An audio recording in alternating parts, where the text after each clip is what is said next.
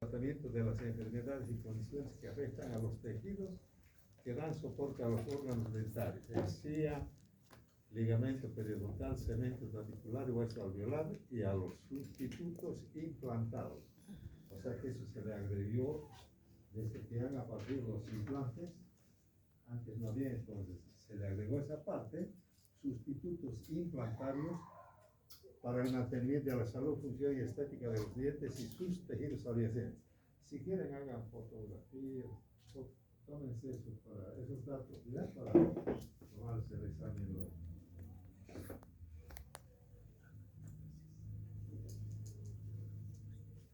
Atento, los tejidos de sostén.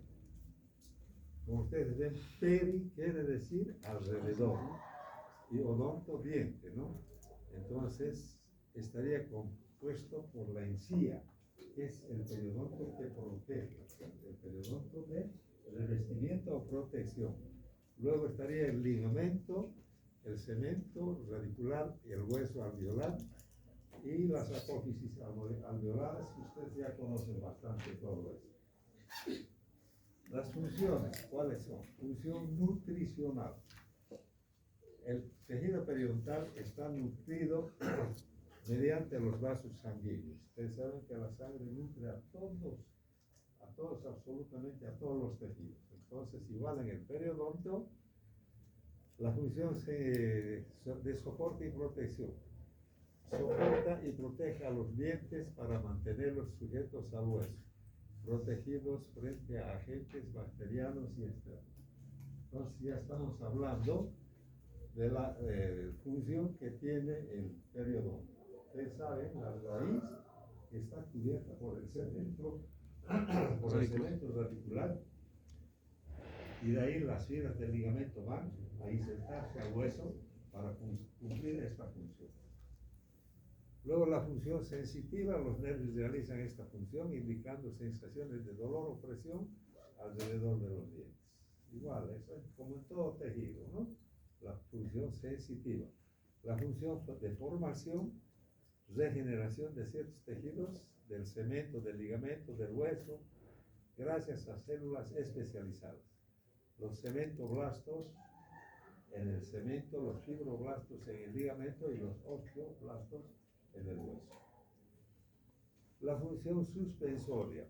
Las fibras del ligamento evitan el desgaste de la raíz contra el hueso. O sea, el ligamento que va de la raíz al hueso hace de que con la masticación el diente no choque con el hueso del alveolar. Al chocar con el hueso alveolar, ¿qué sucedería? Se va perdiendo hueso. Incluso el ápice de la raíz hace que se vaya reabsorbiendo. Entonces, en la masticación, las fibras del ligamento, por ejemplo, son las que se insertan en el cemento y en el hueso, se dice, ¿no? Y estas tienen una forma de S itálica. Entonces, ¿qué sucede? Cuando se mastica, entra la pieza hasta que el ligamento se estire completamente y ya no permite que entre más. Las fibras no son elásticas. Tienen un grado de elasticidad muy poco, pero son más que todo rígidas. Y esa forma de S itálica hace que entre la pieza.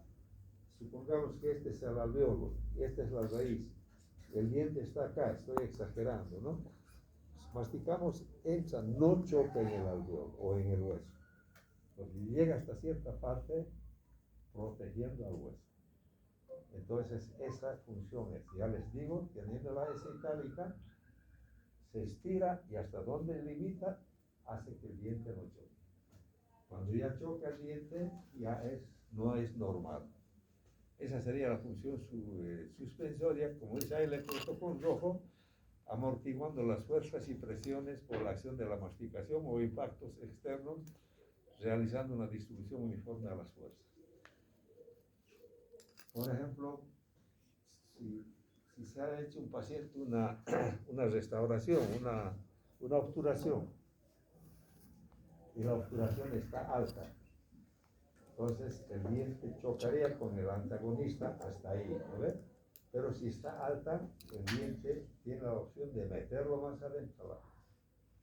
Entonces el paciente cuando viene dice, me ha puesto esta tapadura en su léxico, y me ha puesto esta tapadura, pero sin embargo me duelen las raíces.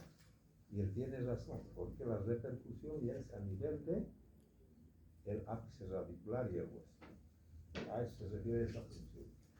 Si tienen dudas, levanten la mano, vamos a reforzar. La definición de la mucosa. Estamos hablando acá de la mucosa en su totalidad. La mucosa es un tejido orgánico de consistencia suave que recubre la pared interna de ciertos órganos y de ciertas cavidades naturales externas. Encontramos membranas mucosas a lo largo de todo el tubo digestivo. Ya no estamos hablando solo de la boca, sino la mucosa en general. En la cavidad bucal, el esófago, estómago, intestino, delgado, grueso, recto, en los pulmones, en los órganos de eliminación, etc. La mucosa segregan una sustancia, ustedes saben, segregan una sustancia llamada el moco, que actúa como un protector natural y además como un lubricante para que se puedan deslizar en su función que tienen distintos órganos, tejidos protegidos por el moco, que las hace ligeramente húmedas y les sirve como barrera de protección contra ciertos patógenos. Entonces ustedes saben, nosotros por ejemplo tenemos en la boca ese moco natural y además la secreción de la saliva hace que se lubrique constantemente y esa lubricación actúa también como protector a ciertas bacterias. Por ejemplo, los respiradores bucales tienen obstrucción nasal, por decir. Entonces respiran por la boca, ¿qué sucede? Se seca esa mucosa. Y esa mucosa está más susceptible a las bacterias, incluso a las fisuras, etc. O sea que es un lubricante natural el moco. Ahora entonces, primero iríamos con la encía. La encía es parte del periodonto. La encía es la mucosa masticatoria. En sentido coronario, la encía rosada termina en el margen gingival libre. Vean ustedes las flechitas que están en esa encía. Ven que esa encía es más rosa, más rosado, no es rojo. En cambio, de hacia la ápice ya es la mucosa que es más roja. Por eso dice, en sentido coronario, la encía rosada termina en el margen gingival libre. Donde ven la parte que está junto a la pieza dentaria, ahí está el margen gingival libre. Vamos a ir viendo más adelante eso. Pero lo que sí quiero hacer notar que la encía estaría extendida desde la mucosa, de la cual se separa por la línea mucogingival, hacia el margen gingival. En sentido apical, la encía es rojo oscuro que continúa con la mucosa alveolar. O sea, lo que está rojo oscuro es ya la mucosa, eso ya no es encía. De la cual esta separación se llama límite mucogingival o línea mucogingival. Donde están las flechitas, todito esa es la separación de la mucosa con la encía. Y si ustedes ven esa línea, diferencia entre el rojo de la mucosa y el rosa coral de la encía. No hay duda, ¿no? Si es que tienen, levanten la mano, díganme.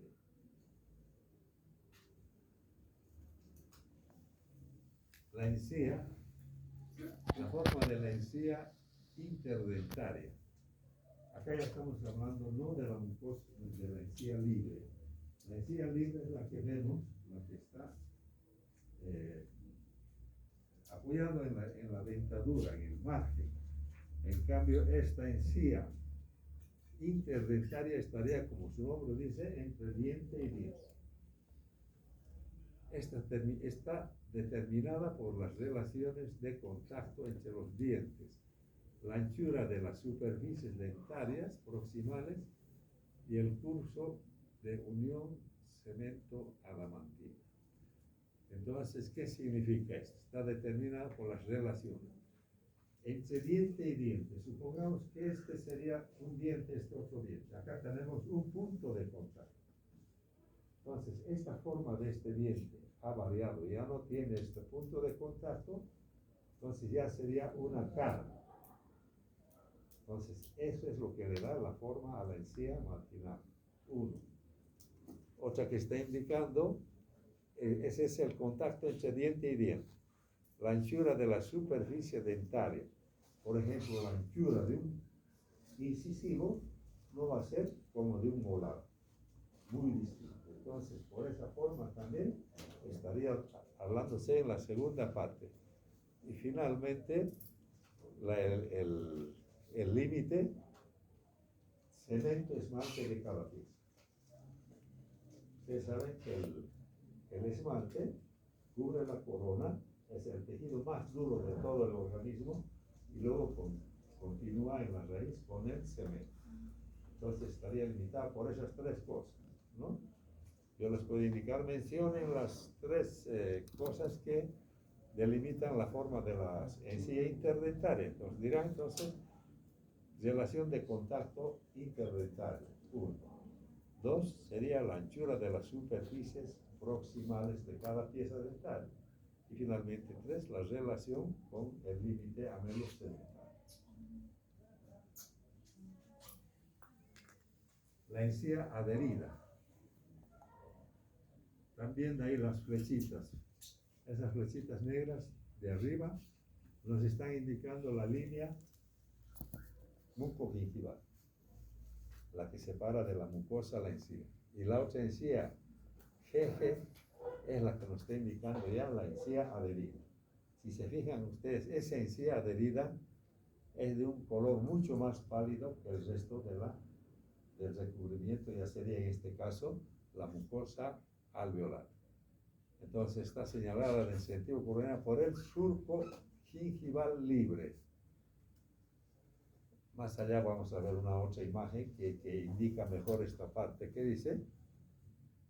GG, donde está marcando la flechita que dice GG, la encía que está insertada primero más hacia apical en el hueso y luego está insertada en el diente.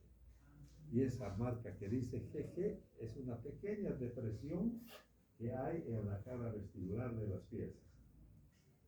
Entonces, cuando este surco no está presente por un plano horizontal ligado al límite amelocementario, entonces ese surco GG es lo que está insertado en el límite amelocementario. O sea, estamos hablando en el hueso, perdón, en el diente, en la raíz. El resto está insertado en el hueso. La encía adherida se extiende en dirección apical hacia la unión mucogingival, donde se continúa con la mucosa alveolar. ¿Está entendido eso, sí? ¿O hay alguna duda?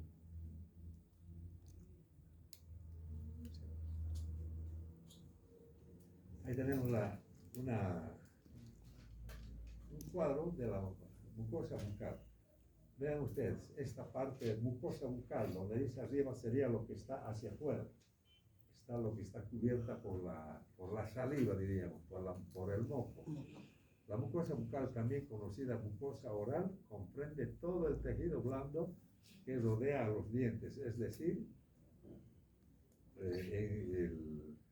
las mejillas, encías, labios, lengua y paladar.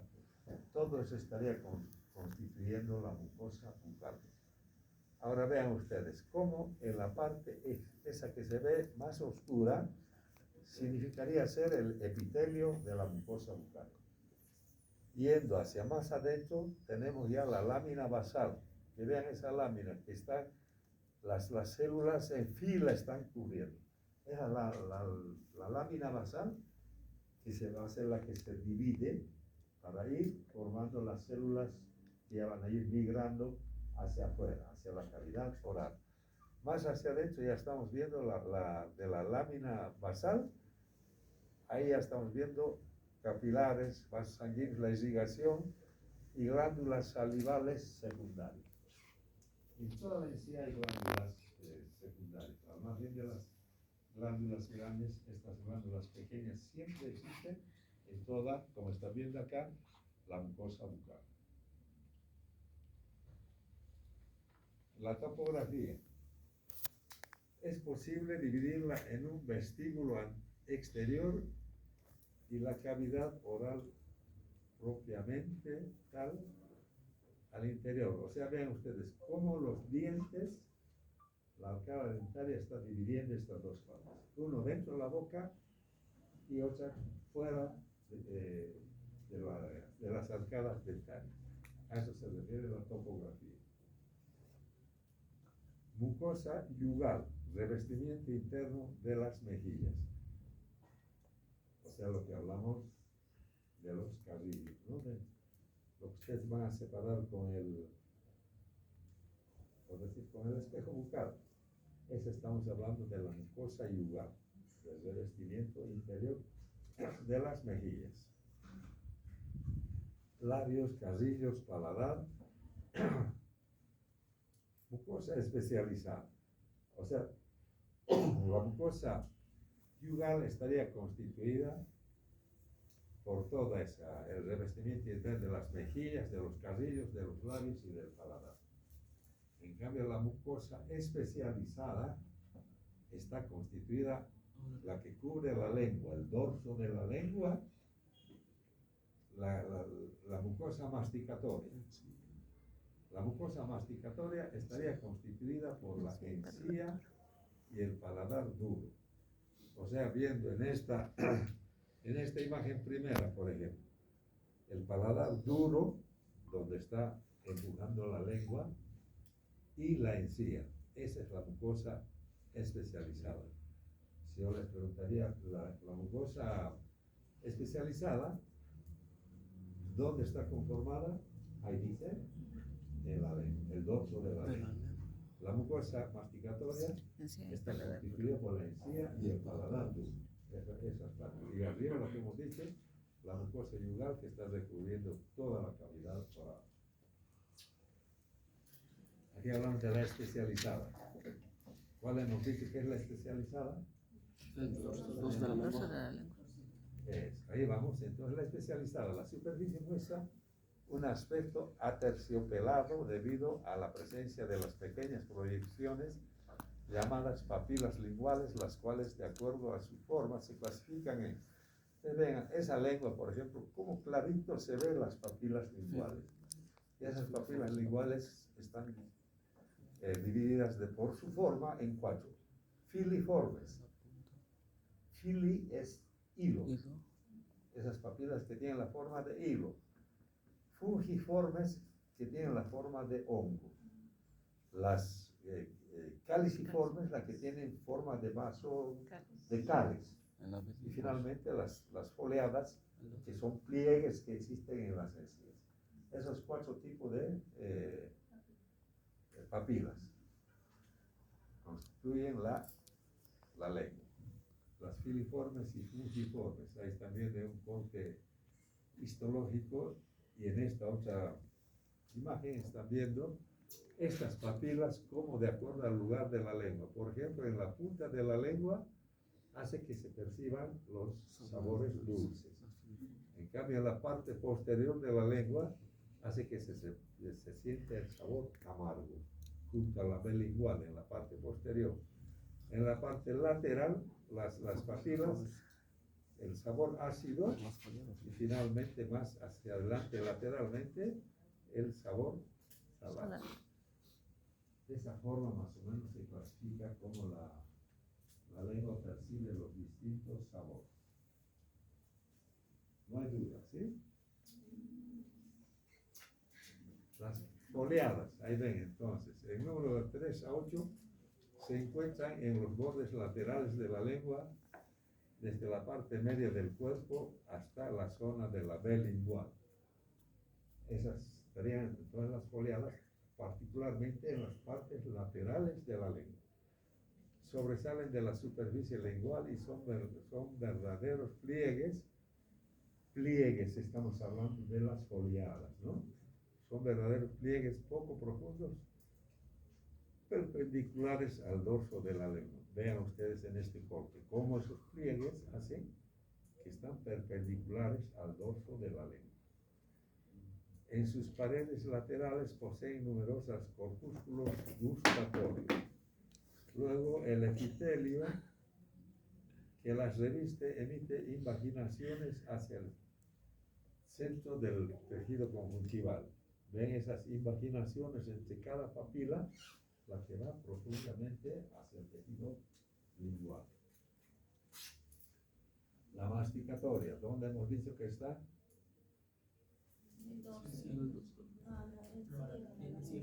Exacto, en sí el paladar, ¿no?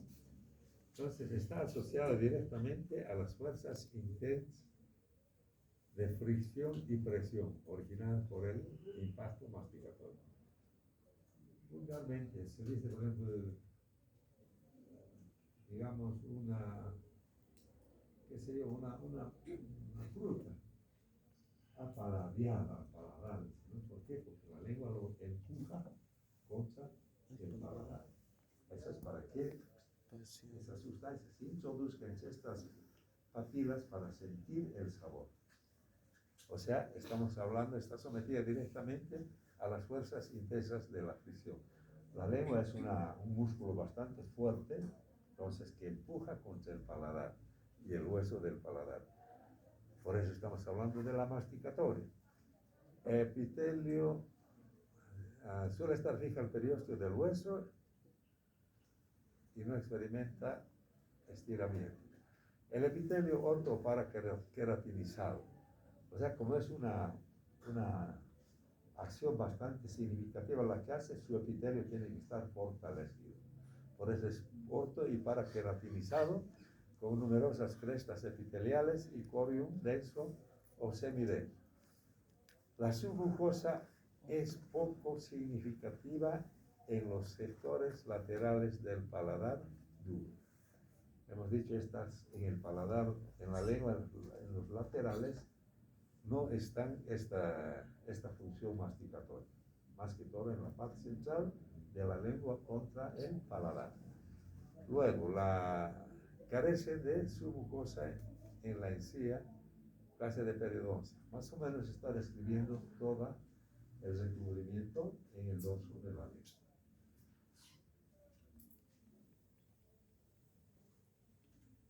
La clasificación del periodoncio.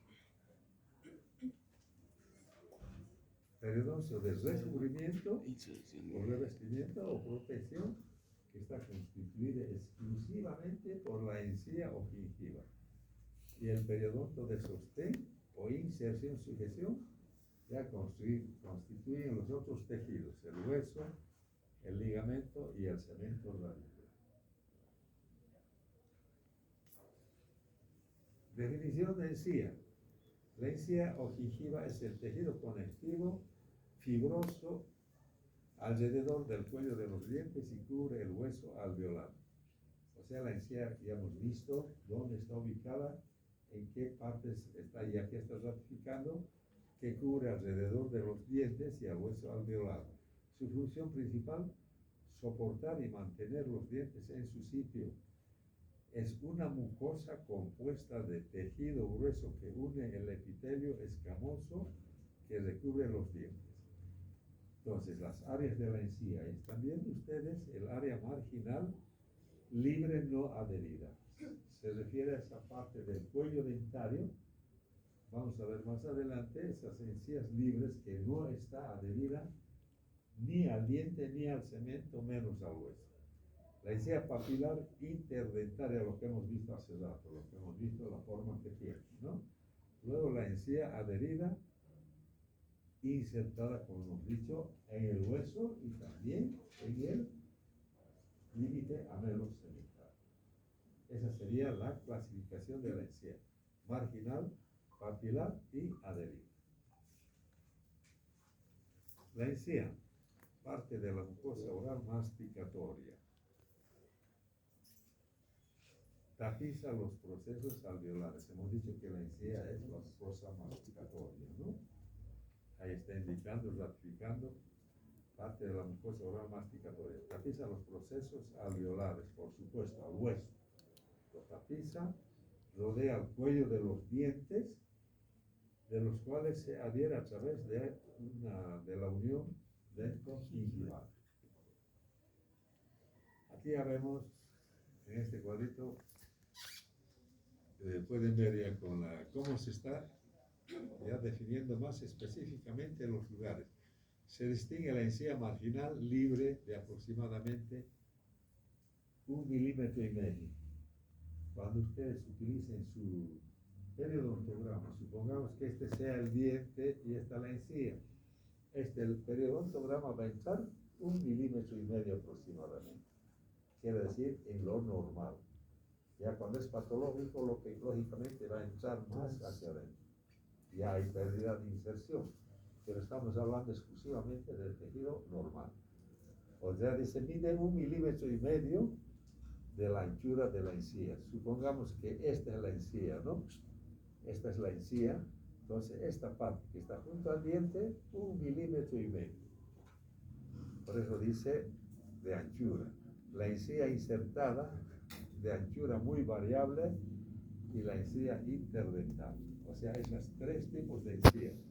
Vean ustedes entonces, donde está indicando este punto que está junto al diente, la encía libre. Más arriba estamos hablando la encía, incluso en la unión de los dientes, ya vean ahí, en piezas anteriores, como no es ancho el diente, entonces la encía también se reduce. Lo que se echa ejemplo con mis manos, ahí en esa parte ya estaríamos con punto de contacto. Ahí la está constituyendo la encía interdentaria, o sea, la papila que a la vez se divide en una papila vestibular y una papila lingual o palatina. Y la encía libre. La estructura, aquí ven con más, este cuadrito más esquemático. Vean aquí cómo la encía, y acá en este otro corte sagital, la encía, el margen, la parte más coronal de la encía. Y junto al esmalte estaría constituyéndose, ¿qué encía? ¿Cuál sería esa encía que está en el margen? Sí, marginal. La que no se adhiere, hemos dicho. Encía libre. Encía libre. Estamos viendo ahí, margen gingival. Hendidura gingival, lo que hemos dicho, esa hendidura que está remarcada con esos puntitos más negros, es una especie de una hendidura, como dice su nombre, lo que está insertada en el límite amelosemental. O sea, esa hendidura gingival no van a confundir con el surco gingival, que es otra cosa. El surco estaría constituido por el margen y la hendidura, donde se entra el periodontómetro. En cambio, la hendidura está hacia afuera, vestibularmente, lo que está insertada en el límite amelosemental. Luego más hacia adentro ya vemos la encía que está insertada en el diente y en el hueso. Está claro eso, ¿no? ¿O hay alguna duda? ¿Sí? Bueno, ya ven la encía insertada, como están viendo allá en vestibular, la encía insertada. Luego vemos la línea mucogingival. La encía ha llegado hasta la línea mucogingival y de ahí continúa ¿qué continúa? De la encía hacia apical. Mucosa bucal. De ahí la mucosa nos dice que es más roja, ¿no? Entonces vean ahí, esa parte es de un frenillo. Entonces hacia adentro, hacia apical, ya estaría construida la mucosa alveolar. Y lógicamente el vestíbulo. No hay duda, ¿no? Ahí está. Vean ustedes, la encía libre, estita que ven con esa llavecita, la encía libre nos dice que mide 1,5 milímetros, normal. Luego estamos viendo la encía adherida. Después de la encía libre ya continúa la encía que está insertada. Y luego vemos la línea mucogingival, ya para constituir la mucosa alveolar. Y lógicamente aquí estamos viendo la papila interdental. Otra vez acá, la papila interdentaria, la encía marginal o libre, el surco y la línea mucogingival, la encía adherida. Ahora en esta otra imagen que ven ustedes, surco gingival, también el surco gingival. ¿Por qué estaría constituido el surco gingival, de acuerdo a esa imagen?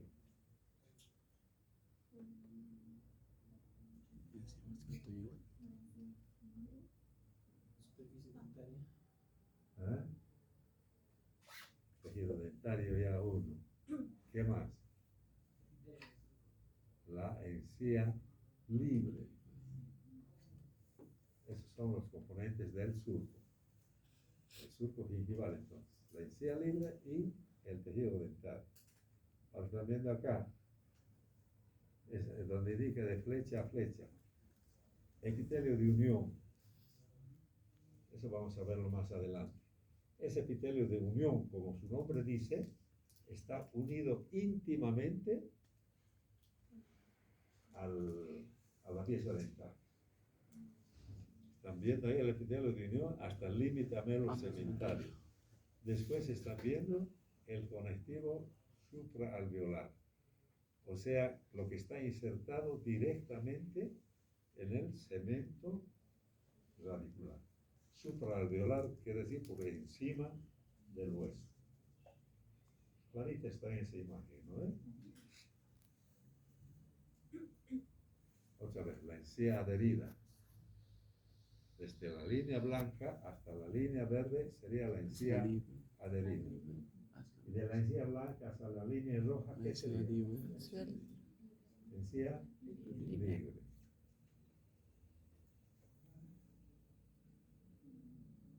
Firme y resiliente. Esa encía adherida es firme porque está insertada tanto en el hueso como en el cemento. Es firme esa encía. Resiliente porque si se hace una presión, se retira el estímulo, entonces nuevamente toma su forma. Se lo apretó y luego toma su forma.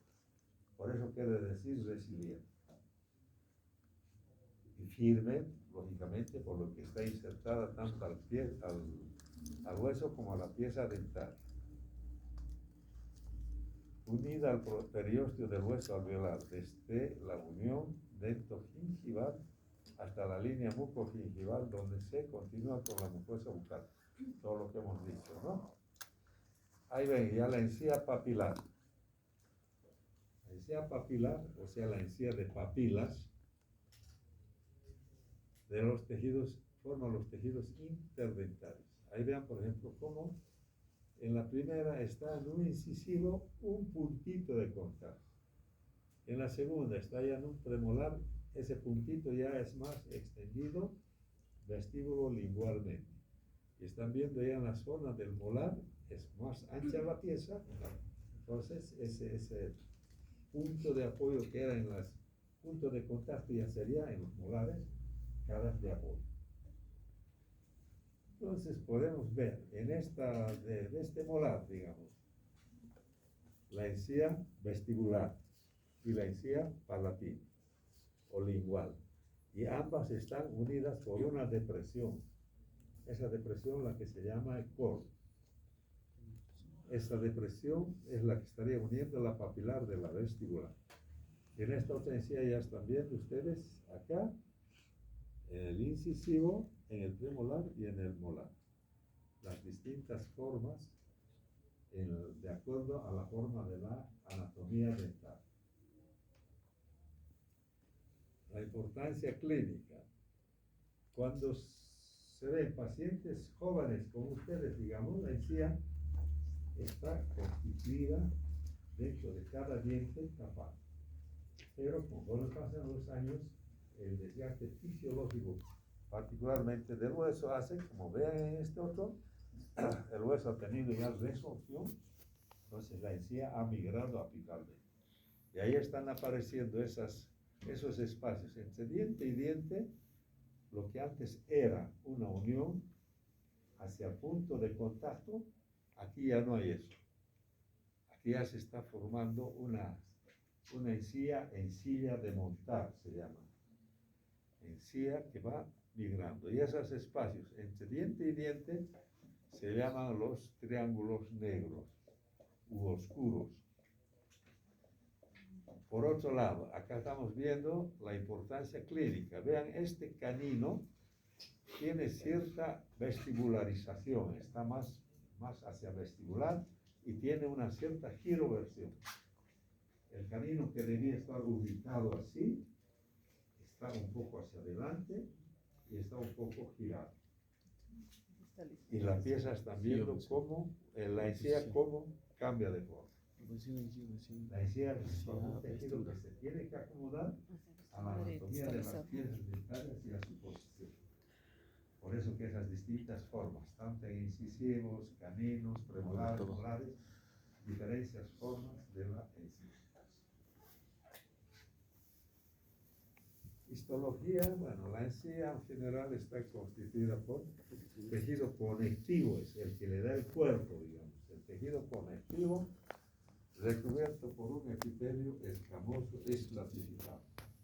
Hemos indicado que la encía requiere ser fuerte porque tiene que soportar fuerzas de la masticación. Por eso está estratificado. No sé si hasta aquí tienen alguna duda. ¿Alguna pregunta más?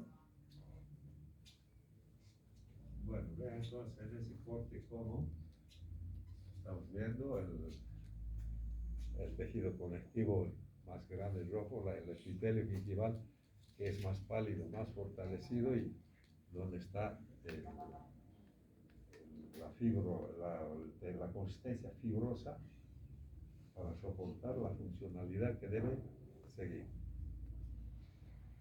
Epitelio del surco. Ya hemos indicado que el surco está constituido por la pared de la pieza dentaria y la encía libre. Entonces, ahora vamos a ver el epitelio de ese surco. Vean lo que está encerrado en el círculo. Vean este corte sagital de la encía. Todo esto es lo que da la boca. Y la encía como va hasta el margen gingival. Y de ahí entra al surco gingival. Entonces, todo lo que está resaltado con rojo estaría constituyendo el epitelio del surco. El epitelio del surco gingival es un epitelio escamoso, estratificado, no queratinizado. O sea, como este epitelio está dentro, apoyado al hueso, no recibe mucho impacto de las fuerzas masticatorias. Es por eso que dice ahí que no es queratinizado, no está muy fortalecido. En cambio, el epitelio que continúa más hacia afuera es el que tiene que estar fortalecido con queratina. Delgado, sin proyecciones papilares. Va desde el límite coronario del epitelio, límite coronario, o sea, lo más alto del epitelio que estamos viendo en esta imagen, hasta la unión de la cresta del margen gingival. O sea, ese sería el epitelio del surco. Ya estamos hablando entonces dentro del surco gingival. Área del epitelio. Vean la flecha de la área del surco, epitelio del surco, donde está marcada la flecha. Epitelio de bucal o externo, lo que está hacia afuera, y el epitelio de unión. El epitelio de unión, ya les he dicho, que es aquel que está insertado en la pieza dental. Esas son las áreas del epitelio. Estamos hablando del epitelio del surco. Ahora acá vean ustedes cómo se va constituyendo esto. Esto lo debido llevar en embriología, me imagino. Epitelio dentogingival. Vean en la primera imagen el germen dentario, como el esmalte está recubierto en su integridad de epitelio adamantino. O sea, toda la piecita dentaria que está dentro del alveolo todavía no ha migrado.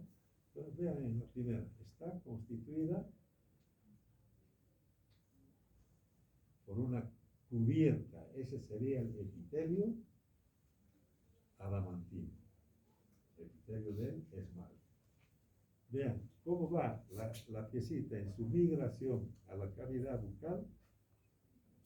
Ahí hay un corte del epitelio del surco, el epitelio adamantino, cómo está constituido. Igual como todo epitelio, su capa basal, su capa espinosa, etc.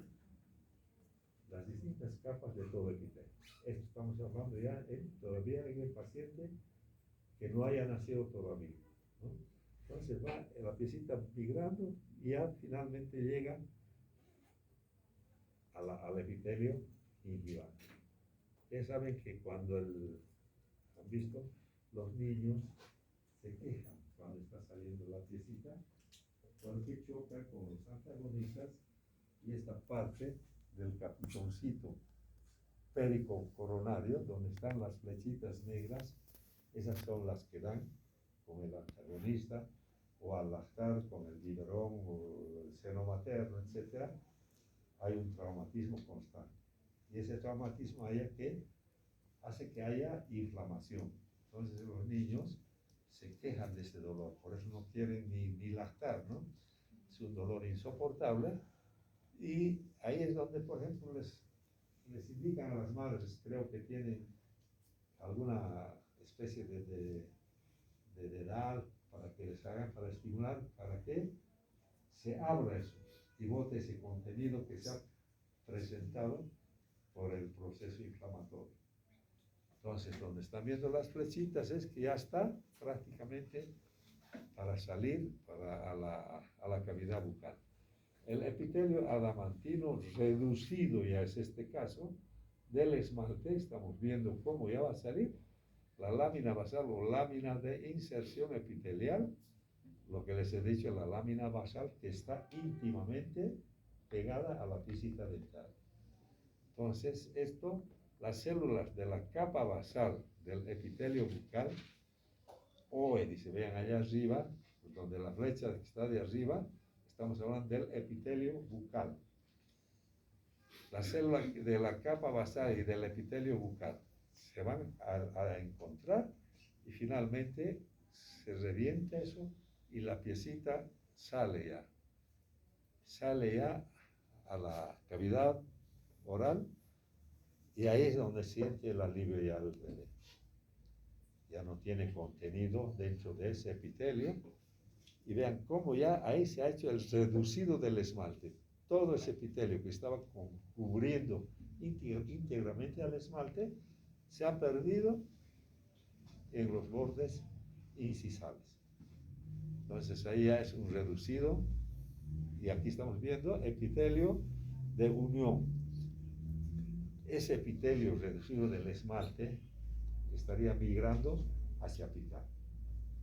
Y ese epitelio es que finalmente se queda adherido al esmalte constituyendo el epitelio de unión, que lo tenemos ya hasta adultos, viejos, etc. El epitelio de unión. Entonces, todo ese epitelio que era adamantino se ha ido, como decir, remangando y migrando hacia apical.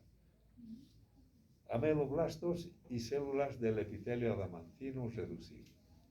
Vemos ya que todo lo que ya constituye ser el epitelio de unión está conformado por los ameloblastos. Si estamos hablando de ameloblastos, estaríamos hablando de las células del tejido adamantino.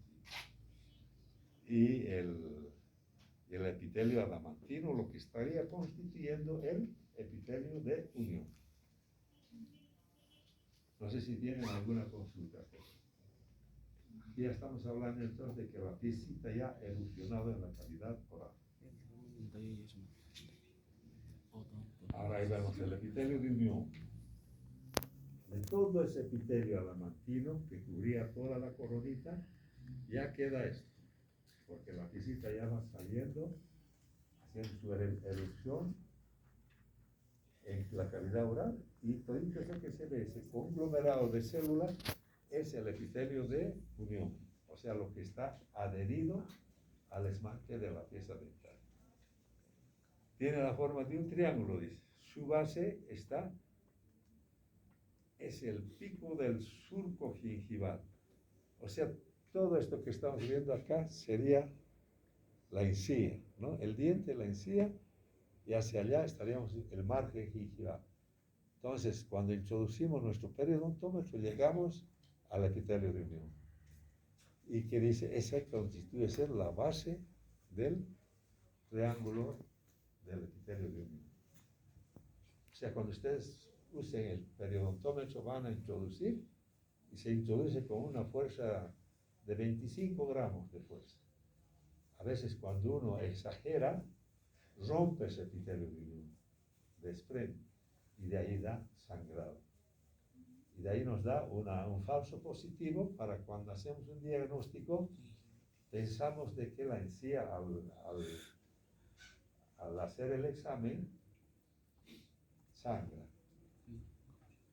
Pero ¿por qué está sangrando? Porque nosotros hemos desprendido por la mucha fuerza con la que hemos metido. En cambio, si metemos con la fuerza normal de 25 gramos, sangra, pero ya no es porque estamos rompiendo nosotros, sino porque hay inflamación en esa zona. Y al haber inflamación, ese epitelio está totalmente delicadito, delgado, solamente tiene una capa, entonces al tocar nomás ya sangra. Y ahí ya nos da un diagnóstico real. En cambio, si hemos roto ese epitelio de unión, estamos hablando de un diagnóstico falso.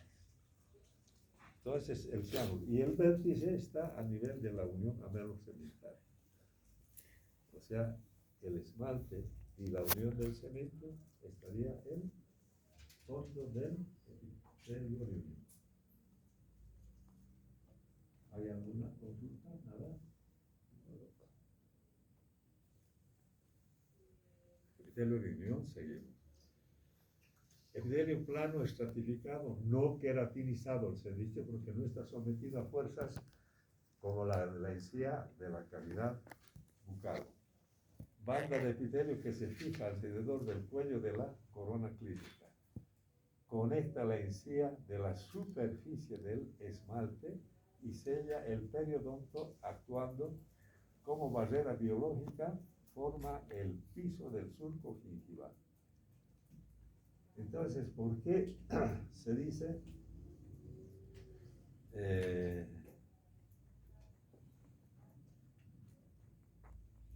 forma el piso del surco gingival? Ya les he reiterado, ¿no? Cuando metemos nuestra sonrisa periodontal, llegamos ahí y hacemos.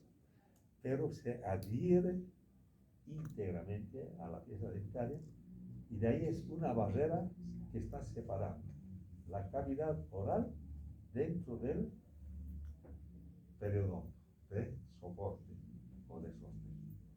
Entonces, sería como un sello hermético que no permite que las cosas se introduzcan adentro, donde la raíz está conformada ya como una unión íntima que separa la boca del interior del periodonto de soporte o de sostén. No sé si me dejo entender, tal vez no estoy hablando claro. No, tenemos más. ¿Está bien? El periodontómetro, un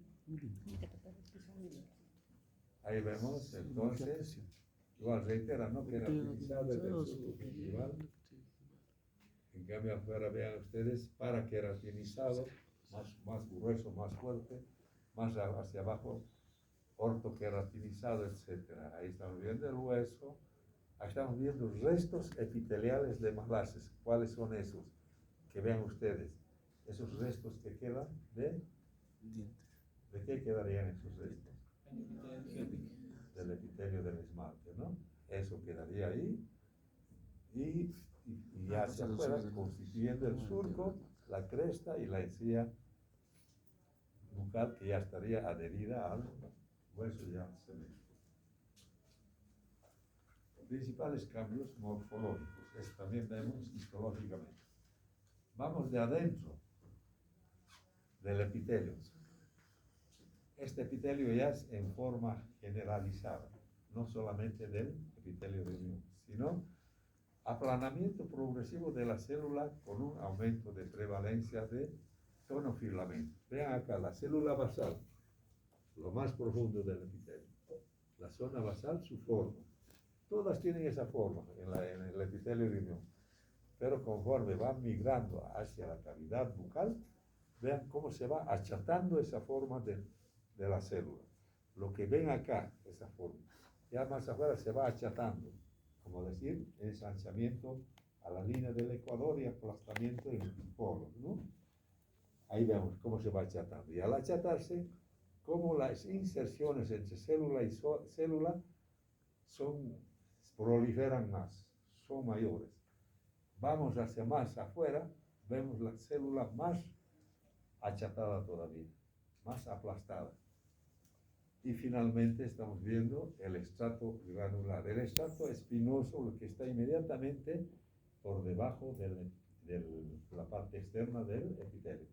Vamos viendo el estrato granular, vean ustedes granular, porque tiene esas gránulas que proliferan y la célula está viendo cómo ya se ha estirado. Y finalmente hacia afuera, el estrato córneo, donde esas células ya no tienen núcleo, son células muertas.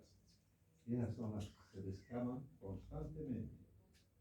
Una célula del estrato basal hacia el estrato córneo tarda aproximadamente unos 10 días. O sea, ven, una semana, 10 días, está conformado en ese epitelio. Es el tejido que se regenera mucho más rápidamente